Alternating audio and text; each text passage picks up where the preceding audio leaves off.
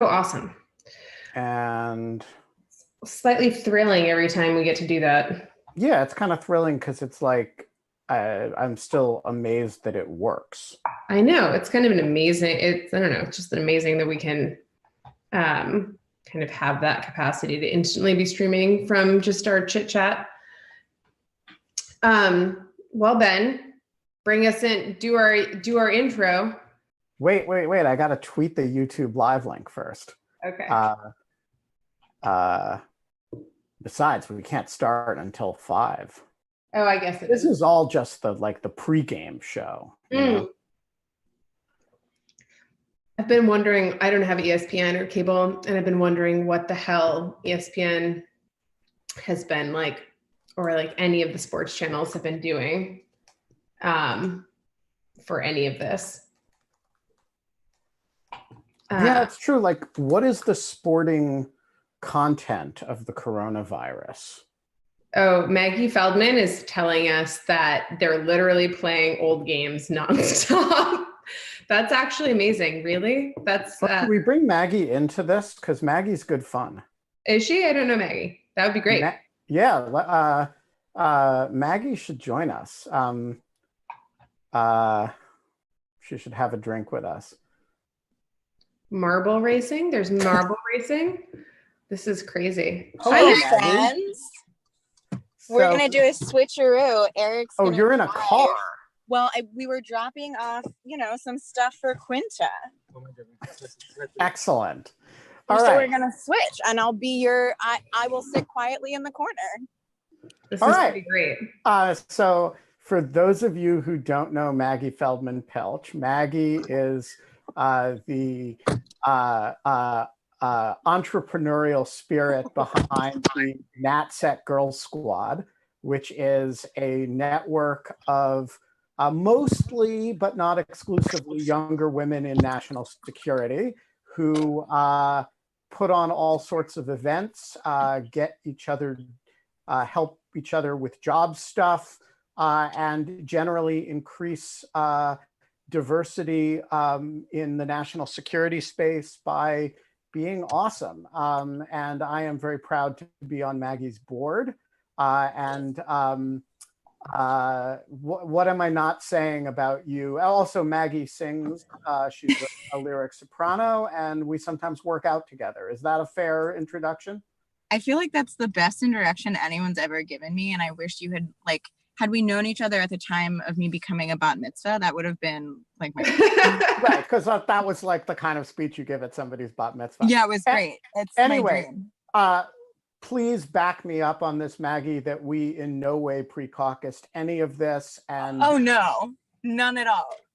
Truly, I didn't know you were going to be logged in, and you didn't know I was going to drag you into the conversation, right? No, we located some spare rolls of toilet paper, and so I'm not allowed outside of the car, but I can be in the car. These are the small victories of post-apocalyptic life. It is. And so we have the dog who, I don't know if you can see her or not. And I just logged in because I was like, oh, it's almost 5. I should see what they're doing today. So here we are. Excellent. Well, welcome.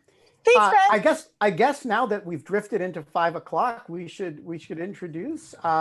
We don't have fun anymore because we're all cooped up at home. We're not allowed to be social. When they say social distancing, they mean anti-social distancing.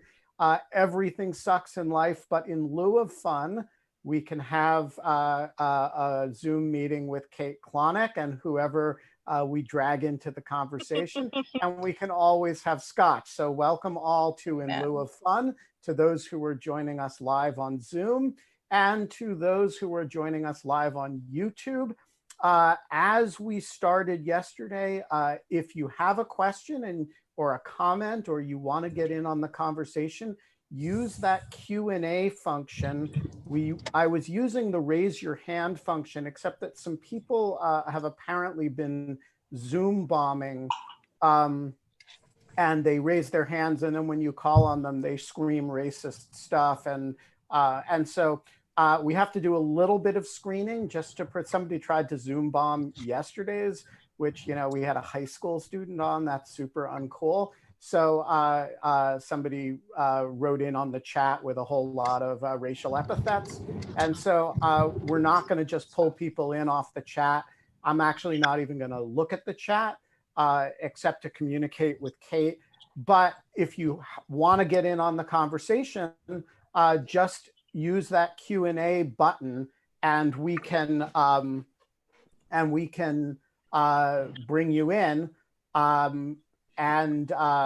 You can talk to Maggie about her toilet paper and about NatSec Girl Squad, and you can talk to and her awesome sweatshirt. God. Yeah, what is your sweatshirt?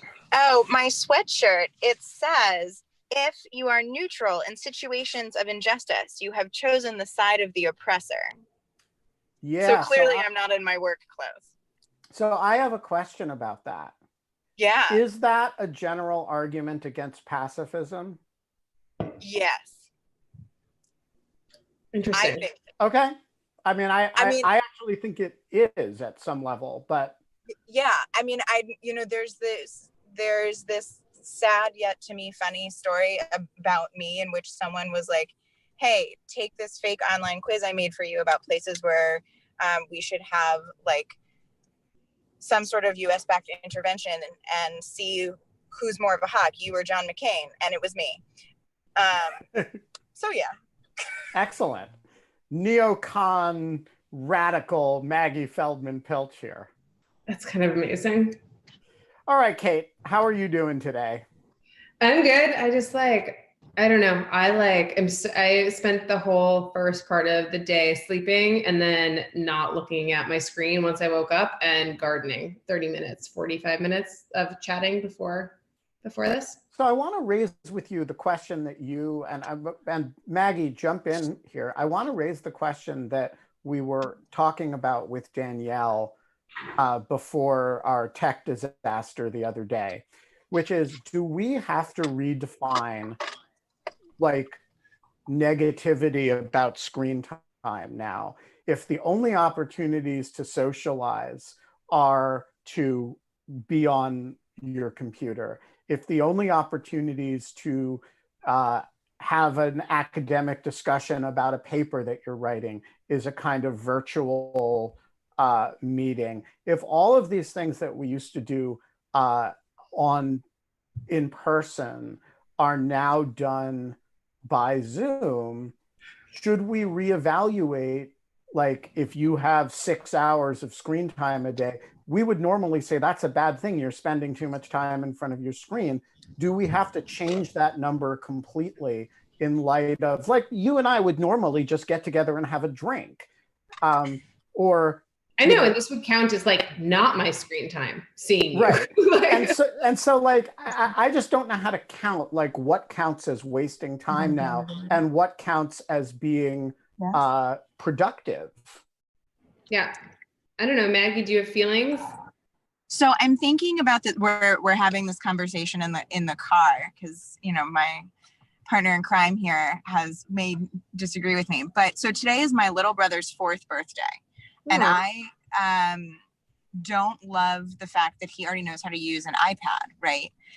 Because he's 4, and I'm like, you spend too much time on a screen, and then he yells at me both in English and Spanish. I'm like, all right, cool.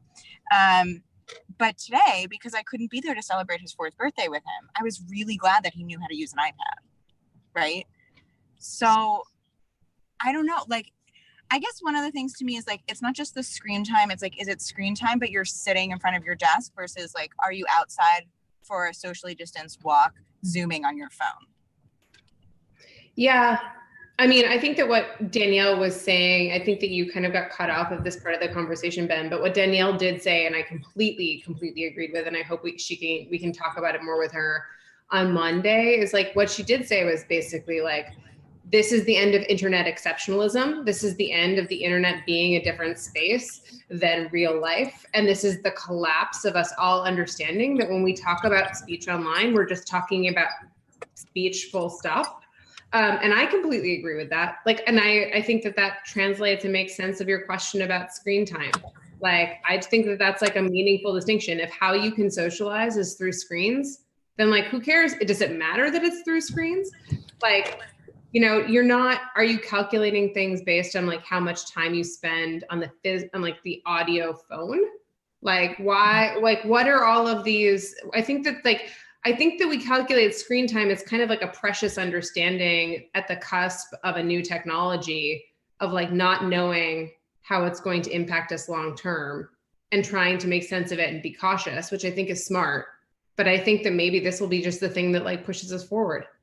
I've always thought the concept of screen time was a little bit dumb because, you know, it's first of all, it's the importation of an idea that's for small children into adulthood.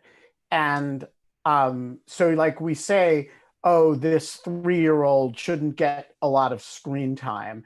And the theory is that there's actually nothing that a 3-year-old can be doing with a screen that's as emotionally productive or socially productive as sort of being engaged with by people.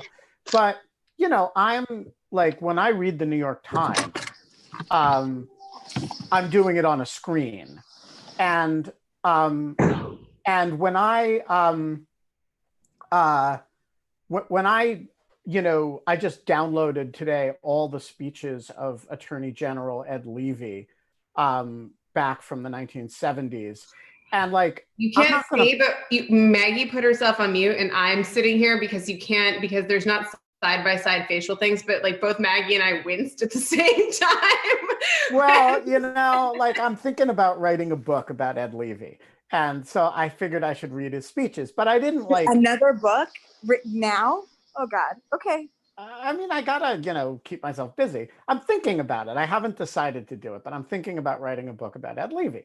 And so I downloaded all of his speeches. Now, when I read them, it'll be on my iPad. That's screen time.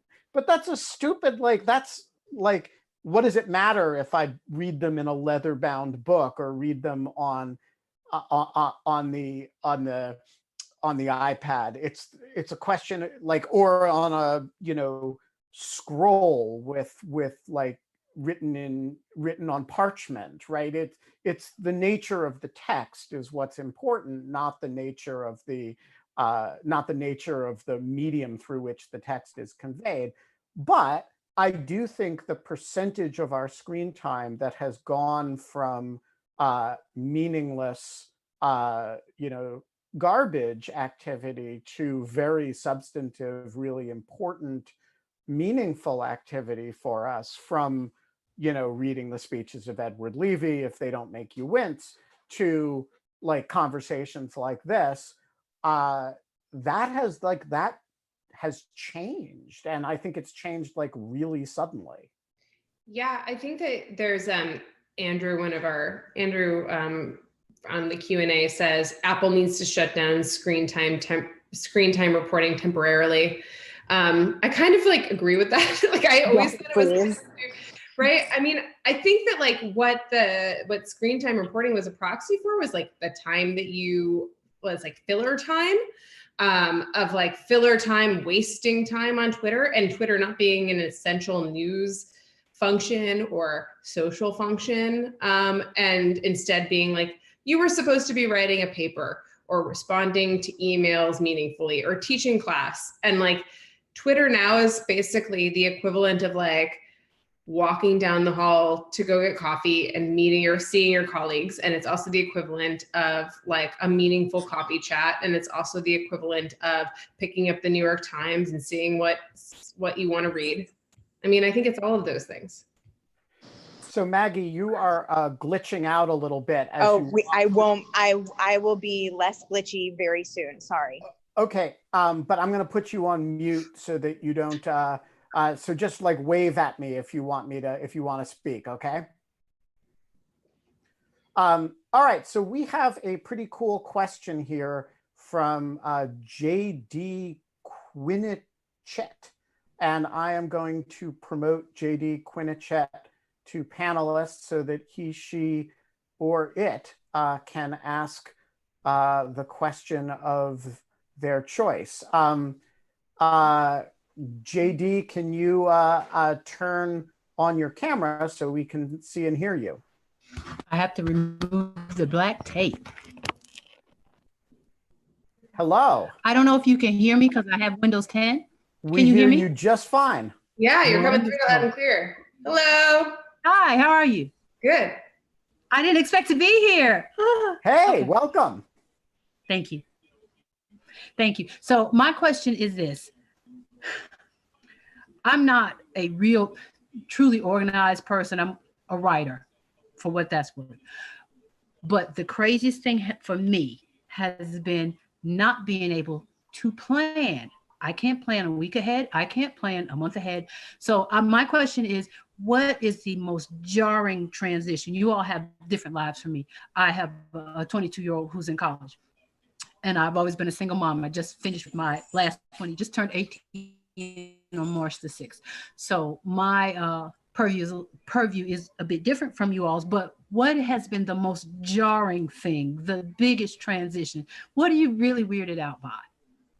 It's a great question. Kate, do you have thoughts on that? Oh yeah. I mean, like, I think that the biggest thing is just that I think it's just the sheer amount of time that I'm spending online and in front of my screen. And I would think that it's also just the undercurrent of everything being stressful. Of all of the pandemic happening, and then like any type of normal stressful activity that happens in my life on top of that. So like, it has just been, for me, I have felt like, I think I've told you this privately, like for the past 14 days, it has just been a full on press of just answering things professionally, teaching, managing like my family and all of these other things. And now it's kind of just like finally starting to settle out. But I don't know, like, I think that I probably saw my partner and I probably saw the writing on the wall for this about a week sooner than most other people were taking it seriously. And we left New York like we left really early. And I think that it's made it so that like the question of how much this is freaking me out is like a different question, because I feel like a little bit like we've entered a new normal already. What do you think, Ben? So let's Maggie, before I answer that question, because I'm actually still processing it a little bit. Yeah. What are your thoughts on it? What's been the most jarring change for you? So I think the most jarring change has been, in some ways my life has not changed that much, but because you kind of work at home anyway. Right. Like I have an office that I use kind of, right, but like and the medium in which I communicate with members and clients and stuff like that has changed, right? Because it's so much more online and it's a community of people that like don't internet well. But I would say that my voice lessons and all of those rehearsals are still continuing, but they're on Zoom. And it's really weird. And what music has been for me my whole life, right? Like this outlet that's totally different than the rest of my life, where I have a place to physically go, right? You go to the studio, you get on stage, whatever it is. It's now happening in my house, which is the same place that I live and work. And so it feels completely different. And in a way that I was not prepared for, if that makes sense. It's like a weird thing that's like such a luxury, and like not a regular everyday life, but it's the thing that's changed the most to me and is weirdest. I think that makes total sense. That makes total sense to me. Yeah. So to me, I think the most jarring thing is, so at one level, it's pretty easy to take Lawfare virtual, where we're all pretty mobile. The tech is entirely web-based anyway. There are some podcast recording issues that are a little tricky to do all remotely, but it's very doable. And there's very little that we need to do that we can't just spend money to get done. So at one level, it's really easy to take virtual. At another level, it's super hard to take virtual because one thing Lawfare is, among other things, is a social circle. And, you know, it's a group of people that actually really cares about each other and spends a lot of time together. And one of the reasons that people get involved with Lawfare at this level is because they actually like the group of people and are you know, sort of part of this like little kind of professional community. And so it turns out that it's really hard to not see each other every day. You know, that there's just something about like not like the impromptu conversations that don't happen if you don't happen to be occupying the same physical space, that turns out to be a real adjustment. And it's not like you can't work around it. It's not like the work product suffers. But, you know, like I actually miss seeing like every day having this kind of daily interchange. And so we've tried to recreate it with kind of Zoom meetings every morning, but those tend to be a little bit more business focused, you know, taking care of what needs to happen rather than sort of like just kind of making fun of each other or playing with the Bob Mueller puppet or, and so there's this kind of day-to-day interaction stuff that I didn't realize I valued. I mean, if you'd asked me, I'd say, yeah, it's one of the great pleasures of running Lawfare, but I didn't actually realize how much I depended on it until it wasn't a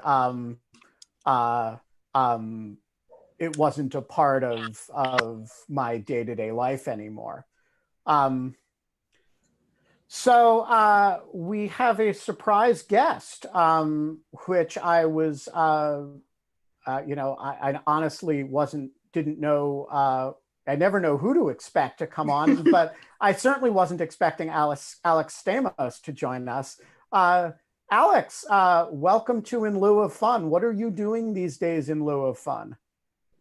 I'm having fun. Right now I'm grading for my class.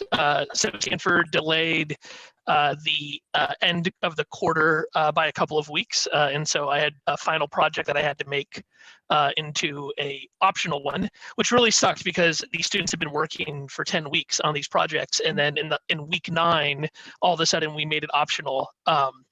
So anyway, so that's what I'm doing right now. We had a trust and safety class where students made content moderation bots, which is a lot of fun.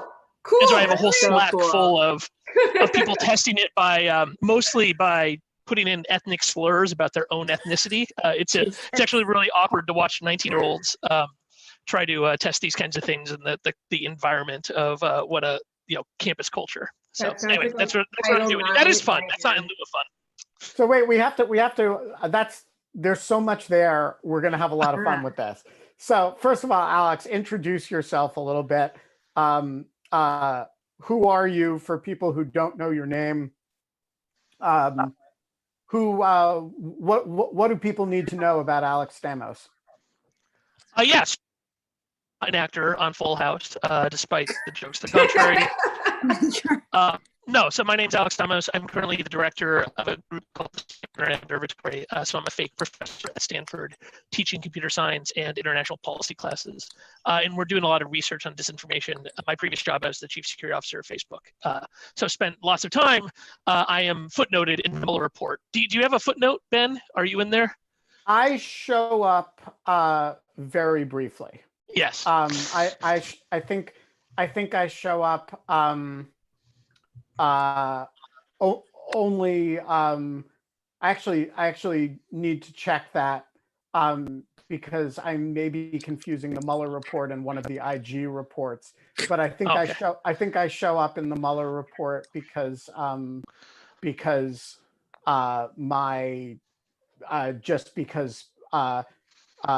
Jim Comey's testimony or interview was consistent with my description of our interactions. Yeah.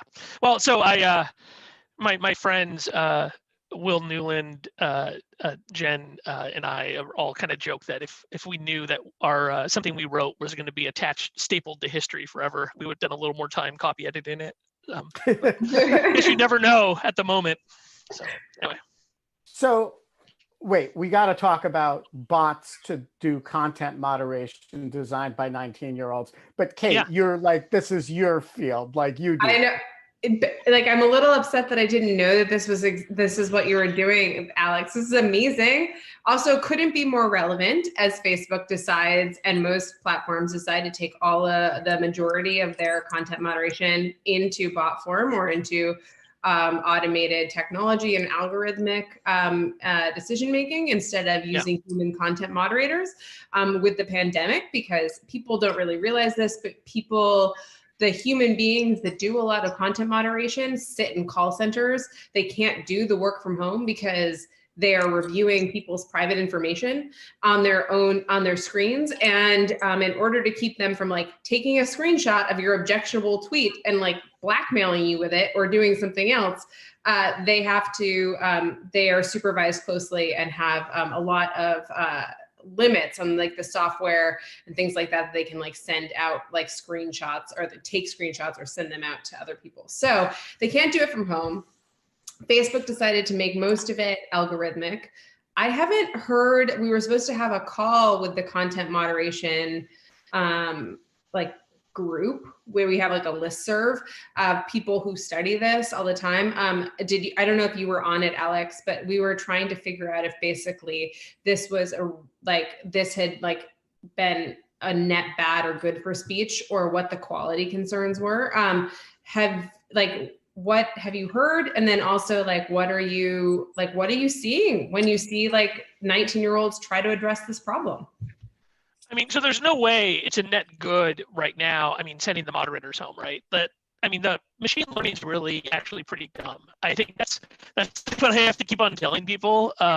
In every situation, if I, testify in Congress or when I'm teaching a class, what machine learning does in content moderation, it's not really, you can't really say it's making decisions. What it's doing is it's taking human decisions and then it's applying those human decisions at scale and speed. Then with oversight, right? And the only way machine learning works in all these cases is if you train it up front with the human being providing their judgment, and then you have a constant quality assurance loop on the back end where the output of the machine is then double checked by humans. And if the algorithm's going nuts, then it gets killed and it all goes human. More likely, it just gets retrained one direction or the other. And so how that's going, it can't be good. I mean, a couple of days after they made the announcement, things blew up pretty hard, and a spam rule took out a huge amount of coronavirus content on Facebook, and they're denying it's related. Yeah, but that was separate, right? That was you didn't think so, because Guy Rosen put up this blog post that was pretty convincing to me that it was separate, and that the spam rule was not actually about the change. But do you think it was? Maybe do you think that there was some overreaching and they didn't dial it in correctly and it kind of went off?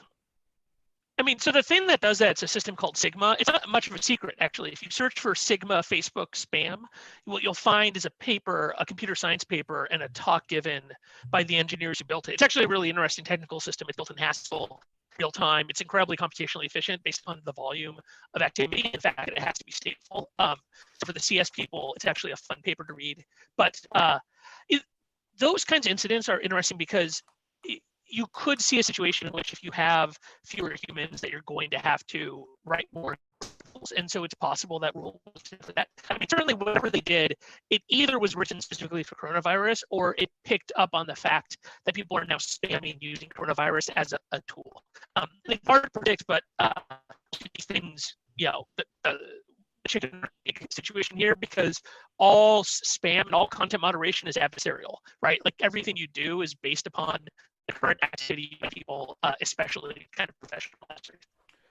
All right, so Alex, your audio is a semi-disaster, I'm afraid. Oh no! I'm getting it. Are you? I it's breaking up, but I understand what Alex is saying. So it's probably a piece of I was to be on, so I move to like my embarrassingly large microphone if you prefer me I to love do that. Do it. Go do it. Okay, I'll do that while you guys chat. Okay. All right. So in the meantime, Jay Kelly has an awesome question, which or a set of questions. So Jay Kelly, could you start your video so we can see you? Hello. Hello, Jay Hi. Kelly. Sorry, you caught me Meanwhile, mid- Kate has vanished. I'm back. I'm back. Okay. I had to get another beer. I know I'm about to get a Excellent. White Claw. All right, Jay, what's on your mind? I'm a little out of breath. So, question I had was two. Is one? Sorry, I'm catching my breath here. You're fine. One was with a lot of relationships, we consider it a virtue to be in proximity to people and not necessarily to have to communicate. How do we manage that in social distancing, or what do you guys think about that? Additionally, as we adapt to these new working arrangements, do you think there'll be a pressure to remain in these sort of arrangements for efficiency in the future? All right, I'm gonna put you back on in the attendee file. Yeah, so for those who the audio on that was a little bit choppy, so let me just reread the question. One touted characteristic of virtuous relationships is the ability to be in the presence of a loved one and not feel the need to talk. What do you think the parallel is in this virtual world? So, yeah, Kate, do you and your partner like feel pressure to like talk all the time because you're together now all the time? Like literally, this is like the worst our relationship is. We are in the same house and have I mentioned before that we have like that I have like been under a huge number of deadlines and very stressed out for a while. But like I haven't talked to him until like today. We went out and like worked in the garden together, and even when we're working in the garden, we just like kind of were quiet. Like we share stuff the way we always shared it, which was like to send links to each other. We're talking at the end of the day. We like talk at various moments throughout the day for a couple of minutes. But I don't think that it's changed our physical relationship, but we're like together. So I don't know what the difference is if you have, you know, to Jay's question, which I think is like really thoughtful, is kind of this be in the presence of a loved one. I guess I'm like a virtuous relationship in this sense, then I guess, according to Jay. But you like, sound anxious about it. Oh no, I actually just feel like I hadn't thought about it as virtuous. I was kind of like feeling like I haven't done anything to maintain my relationship. And like I've taken it for granted for 2 weeks. Like I've just been like, hey John, like we have to like save the dog from dying. I have to finish this paper. You have to feed me because I forget to eat when I'm working really, really hard on things. And so like those are like kind of I don't know. I'm kind of a jerk that way, but we've been together for almost, you know, I think that this year is 13 years. And so it's just kind of like, we just are on autopilot for like these. We're also, I will say anytime there's an emergency, the two of us, we don't communicate. We just know what's going to happen. Like I grab this and he grabs this and I grab that. And like, we just like, know, like there've been a few instances like that. Like we do some pretty deep winter camping. It's like kind of similar. Like we just get good at like emergency situations together. So yeah. Yeah. What about you? Are you do you feel pressure to talk when you're holed up with somebody over long periods of time? I'm laughing one because like, you know, you and I know each other very well. Like I'm always talking. You also know Eric pretty well. He's never talking, right? Like he's been in He's the a room. quiet guy. Right. Like, no, he can hear this whole thing. He's been here the whole time. He also brought me a snack, which is really nice. And so kind of like similar dynamic with Kate, right? Like I'm really bad about remembering to eat. So like, I think we're killing it. We're like, I think we also are emergency prepared type humans.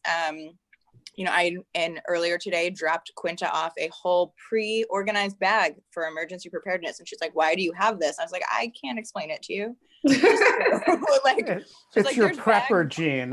Right. It's like, there's bagged water in there if you need it. And she's like, underwear. I was like, I don't know, you just might. So like, but I think the second question, which I know we will get to, is super interesting to me and I have many thoughts on. But I'm curious how, like, my relationship with my dog is changing. That's for sure. We're going to get to that. Yeah. Alex, what do you think? Do I sound okay now? Oh my gosh, great. so much better. Okay. That's fancy. So we have 3 kids at home. We have a 8-year-old, 11-year-old, and an almost 13-year-old. So Kid is They're amazing kids. They're so great. they got to spend New Year's Eve with Kate eating ice cream in Brooklyn. It was a lot of fun. They are great kids. It is changing their relationships a lot to be going to school with one another. I mean, it's like some kind of old timey, one-room schoolhouse now to have all these kids learning at the same time. And then my wife teaches at the same school. So during the day, she has to be responsive to her students. And so it's just kind of a complete chaos in our house continuously right now during the workday. But it's Not been, during the workday, overall good. I mean, we're spending so much time together. Yeah. But when you're sitting in a room with all different members of your family, is there less pressure to talk than there would be, or more pressure to talk than there would be in a situation in which these were the 90 minutes that you spent together that day? If you're spending all day together, do you still feel like, hey, we're sitting here, we should be engaging with one another? Or is it totally okay for like 4 people to be sitting in the same room, each doing their own thing and basically not engaging the others? I think my wife and I feel some pressure to engage in the evening as adults and married people and not just co-parents, because all day is just co-parenting, right, with the kids. And so we do not have an interaction that is about being spouses at all until they're in bed until 9 p.m. And then we're exhausted. So you get like half an hour to actually kind of connect, and then you collapse and are reborn the next day. So I don't know. I don't know how scalable this is. With the other kids, I mean, with the kids, I don't know if any of you have an 8-year-old, but it's just like a continuous stream of words and questions that come out of her mouth. And you feel a continuous, I mean, you want to answer them because they're all, I mean, some of them are good questions. Not all of them are super relevant. I don't have an 8-year-old, but I remember being that 8-year-old. Like really distinctly, I remember being that 8-year-old and my mom just being like, go away. Right. But you really don't want to do that. And this is pretty special. I mean, we're not going to have this time again, right? Like we hope we're not going to have this time again. Let's just be very clear. We may have it in the fall. Right. Oh, and for the parents are like, oh, I'm excited to get through the school year. So it's summer. Jesus. That's right. That's how it's working out. Oh, yeah. Brutal. Ben, how are things at your house though? Especially the dogs. So like pretty fine. I mean, they're quiet. They're, Tammy and I are both doing a lot of work. We're being as productive as we can be. And I do think there is a completely, I think the premise of the question, at least in my case, is right. There's a completely different set of rules regarding when we have to interact than there normally is. Because like normally we get up in the morning and we have this period of time where we can interact before we go off and do our thing for the day. And then we come back and then we get to interact again. And so there's this normal expectation that if we're in the same room, we're going to be interacting with one another, either in preparation for the day or just socially or detoxing from the day, but it's some kind of interaction with each other. Now we're in the same room all the time. It's a decision not to be in the same, very small collection of spaces. And so there isn't the same expectation that if we're sitting there, we need to be paying attention to one another. And there's even a kind of like interesting, and we've never like figured out what the rules of it are, but like there's some like Ben exists and then Ben exists, but he has a cocoon around him and he doesn't really exist. He's just there in his cocoon. It's like there's like some kind of fake barrier, and Tammy has the same thing. And I love the cocoon. I love it. Yeah. Yeah, so like sometimes you have two people sitting there in their respective cocoons doing their thing inside the You're cocoon. being alone together. Yeah, exactly. Yes. And that's My favorite. like normally a thing that we don't do a whole lot of, but we're definitely sort of doing a lot more of it in this context. It's a sign of an adult relationship when you can be alone together and you don't have to fill Yeah. the gap, right? Well, I mean, I that feel was- incredibly, I mean, I always feel lucky to be married and to have an incredible spouse, but like right now is a special, I can't imagine what it'd be like to be single right now. Yeah, like That's that is exactly Jay's question, I think. Right? Right. Yeah. So Ben, when we had lunch on Monday and that everybody downloaded and watched us talk about cheese. Yeah, I just want to point out we did not have lunch in person. No. Virtual We lunch. had- Sorry. It was a virtual lunch. Virtual lunch. NatSec Girl Squad members are a diverse group, but many of them are quarantining, social distancing alone. Many of them are also still working. That's a different conversation, but so many of them are single, right? And there's this thing in DC now called DC is Blind. Have you guys heard about this? No. Oh, I'm thrilled that I get to be the one to tell you this. So you guys have heard of Love is Blind, yes, on Netflix? I can't get those brain cells back. Yes. Okay, good. Great. So Is it bad? Wait, is it bad? It's so bad it's good. that it's amazing. Oh man, right? It's a dating show done by Netflix, but they don't see each other until they propose to one another. Till after they propose. Actual fuck. Really? Yeah. Oh yeah. It's ridiculous. And there's a version being done on Facebook Live of young DC single people called DC is Blind. It's $5 to watch. It's real and it is fucking wild. Excellent. So wait, So but what does watch this it. have to do with NatSec Girl Squad? But so what I'm saying is a lot of them are single and very much could never do DC is Blind, right? It's like the antithesis of what it means to be on the internet as a member of NatSec Girl Squad. So they're dealing with the frustration of being totally isolated and alone by watching this show on Facebook I see. Live. Yeah, I could see that. Knowing a bunch of your members, it's the kind of thing they would watch with horrified fascination. Right. Like dirty. Yeah. Kate, we should plan our show for the week. Yeah. We already have a lot of it planned out. I'm like curious what Alex and Maggie think about it. We have Danielle Citron on Monday.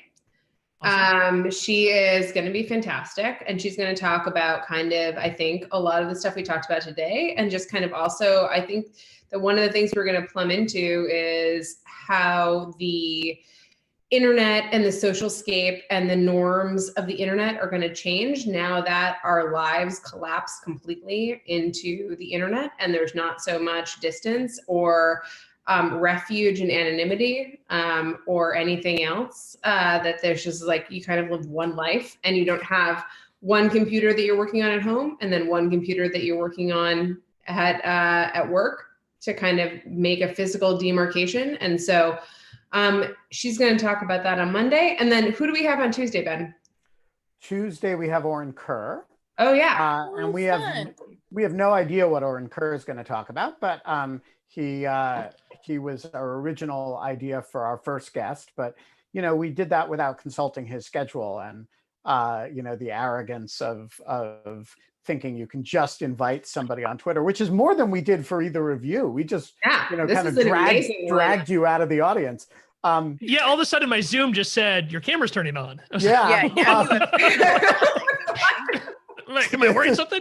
That's my FSB sign. I just turn on your Right. Hello, my friend. It lets me invite you to a special webcast. Yes. Yes, and I do very good Russian accent. Yes. Also. So And then Wednesday, I think we're going to have my uncle on. Wait, which uncle? My uncle is the polar explorer uncle, John Turk, who lives out in the backwoods in Montana and does he's end of the bell curve for the end of the bell curve people for kind of extreme outdoorsmanship. And we're going to talk to him about the particular region of Montana that he lives in, that Kate does garlic farming in. And we're going to talk to him about sailing across the Pacific Ocean in a kayak, which there aren't that many people who are not Aluits who have ever tried to do. So what should we do with Thursday and Friday, Kate? I don't know. I kind of like the idea, Alex, like, I would love it if, like, I was thinking already that we should talk about what this is all going to mean for higher education. Because I was talking to Jack Balkin today, as I told you, and Jack was talking about like what he was looking for, like what he has a bunch of predictions about this that he has been thinking about for some time. And now they're kind of playing out in real time. And I'm just also, I actually think that Stanford, because they're on the, what is it? It's called the quarter system, Alex? Yeah, it's starting next week. Full price. The entire quarter is going to be online only. Pass, not pass, full price. And there's this big, the students are asking for a refund. Of course, Stanford's paying the professors, right? Paying the lecturers. And so, the universities are caught in this vice between students who don't think like they're getting the value and the fact that costs have not gone down. They've in fact probably gone up in most cases. Stanford's in a hiring freeze now too. That just happened on Friday, which is really unfortunate because the research we do on disinformation, like we're spinning up a China project. We have an op-ed coming out in China in coronavirus disinformation, and we have a whole project looking at that. And I can't hire folks for it. It's rough. Yes. It's going to be. I mean, the universities are stuck in. There's interesting things with all the funding organizations because we have funding to run a conference that we can't run now. Are we going to be able to get the flexibility to use that money for other things like the knock-on effects for higher education, you're right, are very large. Yeah, super large. And to put it even like Jack has been talking, he's just kind of like, is education in person going to become bespoke education? Are you going to like basically have this bifurcation and like kind of the elite institutions in which you pay for in-person education and other institutions we actually enter a new phase in which it is default all virtual? And so like, I don't know, some of the economic impacts of that, the research impacts of that, as like Alex points out, like, I think that there are massive, I don't know, sorry, I don't want to like take over our Thursday show, but I thought that would be a great topic for Thursday. That'd be great. It's interesting, Stanford too, because the CS students, a huge percentage of them already basically just because all of the CS classes are streamed, they just stay in their dorms and they watch them at like 1.5. I actually found it seems right to me. It wasn't cheating because it was an open note final, but a final I gave last quarter. One of the students is trying to find the answer by watching me lecture in 2x speed. So I was watching myself like going back and forth using my Greek hands continuously at incredibly high speed on their, during their final. It was pretty awesome. But and so I actually did a bunch of stuff to make them. I did in-class quizzes to be like, if you watch it, you can't get better than a C in this class if you don't come to class, basically, because I wanted them there. But now, like if you're not allowed to do that, how do you build a structure that keeps students engaged? So Kate, figure out who we should have for that. Yeah. I have an idea for, so first of all, I think our Saturday show should always be, we randomly promote, not randomly, but we see who's in the audience and figure out like who would be interesting to add to the conversation. And I think that's like an awesome format for the Saturday show. I also had an idea for a kind of gag show that I think could be really interesting, which is, I don't know if it's a gag, but like, so like we start with the two of us, each of us adds somebody, and then each of those people adds somebody. So it's like it's the exponential growth show. Like it's a little bit like viral spread. Yeah. But we stop it. Well, we stop it. You stop it after a relatively small number of iterations. one grain of rice on the chessboard. Exactly. So it's not doubling every few days, but it is like each, the R naught is 1, and you only do 2 iterations. So you end up with 6 people, right? And so nobody knows who's going to be on the show at the beginning. And actually nobody knows until all the people are on who's going to be on. I think that would be sort of that sounds like a Sunday chaotic. Should we do that tomorrow? Yeah, let's do it tomorrow. I guess that means we're having a Sunday show. I mean, I guess it does. All right, I'm down for that. I like this open format for Saturday though, to collect after the week and to plan for the next week, and then like the ad lib like Sunday-ness of Sunday. I also like having something different than their traditional format for Saturday and Sunday. Cool. So also to all like Alex and Maggie, like Ben and I have spent 0 time offline, like actually planning this. All of the planning for this show goes on the show, which radical is transparency. Part of the radical transparency. So speaking of radical transparency, we have a question from Allison, who Allison, this is fair warning, you are about to be promoted onto the panel. I like that it's promoted, right? Like you're being summoned. It feels very much like a radio call-in show. It's amazing. I feel like Diane Rehm right now. Allison has vanished. I think Allison must have disappeared right before. But we can read the question. Yeah, read the question because it's a good question. Will this be a catalyst to get internet access for everyone without cost? It's a necessity for the times we live in. It's integrated into so much and still growing into so many ways of daily life that everyone should have access to it. I mean, what do you think about that? I think that this is again, I'm going to say that this is like the end of internet exceptionalism, and that people will finally understand that like having access to internet is the same type of right. What that means for regulation downstream is a totally different question. The fact that this might mean that this allows us to regulate Comcast and all of the other types of cable broadband providers, like Verizon and Fios and all of this other stuff. I mean, there's a difference between saying that this is like a basic utility like the telephone and electricity, and saying that like it should be regulated like the telephone or electricity, if that makes sense. I mean, it seems like, I'm sorry, go ahead, Ben. No, I was going to ask you, what do you think is the time for universal internet access here, not here yet, or long past? And if it's time, what should the mechanism of it be? I mean, to me, it seems like coronavirus is sweeping away kind of the bullshit in lots of things, right? Like we've made all these stupid deals for no good reason in society, and it turns out that they're not that important, right? So there's a bunch of stuff around. I think the FDA is going to get changed around, like making it incredibly difficult to innovate in medicine. I think we'll see interesting things around HIPAA and the like. We'll see, there's a much more reasonable discussion of privacy going on for the moment, of like online privacy.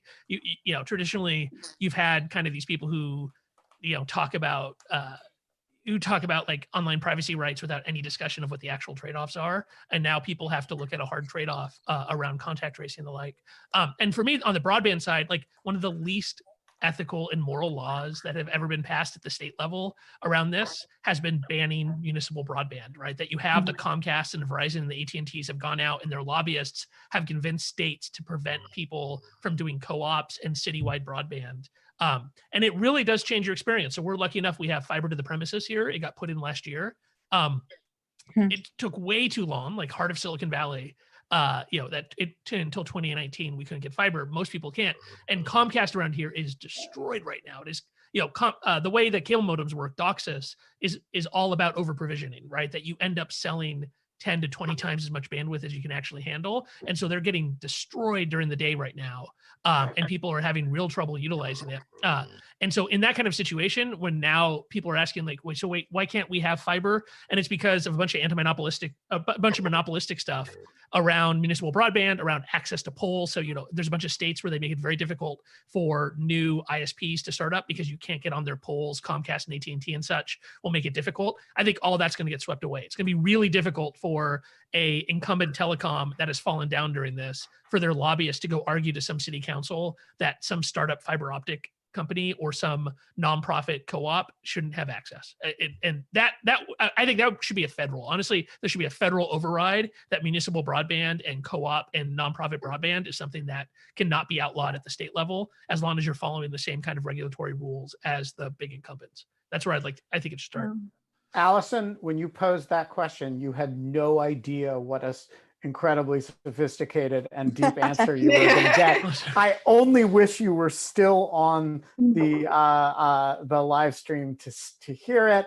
But here's hoping you catch the end.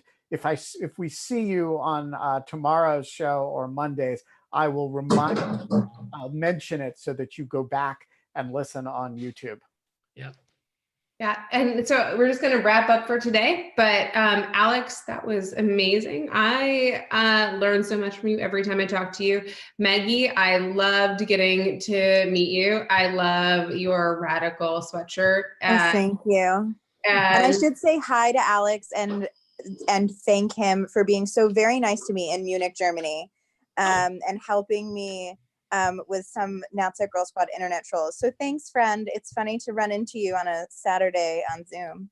Yeah, this is where we run into each other, on Zoom or in Munich. It's like the water cooler. There's much worse Hefeweizen in my house, unfortunately, than there was. All right, I'm going to send you guys back into the audience. Okay, I'll see you soon. Bye, friends. Thanks, guys. And so we're going to wrap up today, and I'm just going to say thank you for joining us. Tomorrow, apparently, Ben and I are going to do a very ad hoc, kind of very experimental way of inviting guests. So we're going to give a test run on Sundays. If it doesn't work out, maybe we won't tape on Sundays. Who knows? We're figuring this all out as we go along. But basically, we're really glad that you joined us today. And this was a wonderful conversation. We have coming up this week, Danielle Citron, Oren Kerr, Alex Stamos, it looks like, John Turk. John Turk, Ben's uncle, who is an incredible explorer and on kind of explorer, the right word, Ben? I don't know what the right word for it is. He does polar expeditions and non-polar as well. I mean, he does extreme outdoorsmanship and has for, I guess, probably 50 years now. That's amazing. So I think that like kind of a explorer and kind of survivor, and he's good at surviving and being interesting. I mean, like he's just literally probably had a ton of adventures, right? Yeah. Yes. And he's like he hasn't been killed yet. Yeah. And so we have him, and then Alex and hopefully Jack Balkin are going to join us on Thursday to kind of talk about the effect of all of this on higher education. And then we're still figuring out Friday's show. But yeah, I kind of want to get Amanda Sloat, my Brookings colleague. I would love that. Amanda has been doing incredible work just talking to people all over the world about how coronavirus is affecting their countries. And she did an incredible article in Politico magazine about it. And we also featured some of that research as well as some other stuff on the Lawfare podcast in an episode that came out today. And I'd love to just, have a drink with her and have a conversation about it. Yeah, that sounds great. We can get her for Friday. That sounds amazing.